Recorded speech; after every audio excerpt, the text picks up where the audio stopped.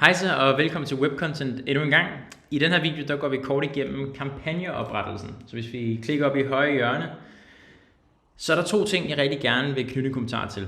Den ene, det er, at det her det er altså al kommunikation med creators. Det vil sige, at al den information, der er her, det er altså al den information, som creatoren skal bruge. Så der vil ikke være en masse chat-beskeder efter det her flow. Den anden ting, det er, at det her det er en kampagne per creator. Det vil sige, at hvis du gerne vil have 3 creators, så skal du lave 3 kampagner. Det er meget nemt at duplikere en kampagne, når du først har oprettet den, ved at klikke på den, og så klikke op i højre hjørne, og så kan du altså duplikere kampagnen rigtig nemt. Men hvis vi ganske kort lige løber kampagneoprettelsen igennem, så er der et kampagnenavn, som vi har skrevet gerne må være i øjenfaldene. En beskrivelse, hvor du gerne må være så udførlig som muligt med al den information, som creatoren skal bruge. Hvis du har nogle brand guides, eller do's and don'ts, eller noget i forhold til lys, eller det ene eller det andet, så upload det her. Ellers så kan du nemt også skrive det her. Produktet, der kan du vælge produkt ved at skrive navnet, produktlinket, og hvis værdien er lidt væsentlig, hvis creatoren gerne vil beholde produktet. Så det kan du skrive her. Oftest beholder creatoren ikke produktet.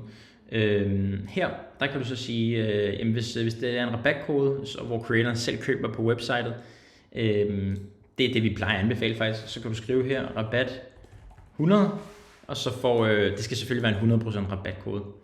Sproget, vi er i Skandinavien og kan også tilbyde content for USA, så der kan du vælge sprog her. Ønsket køn, alder, kategorier, giver lidt sig selv. Hernede bliver lidt mere spændende. Hvis du vælger, lad os bare sige, at vi går med en video til den her ene creator, vi gerne vil have. Så siger vi en video, cirka 30 sekunder. Hooks, det har vi som minimum et hook per video. Det vil sige, at du får en unik video med en variation, hvor de første 5 sekunder er skiftet ud.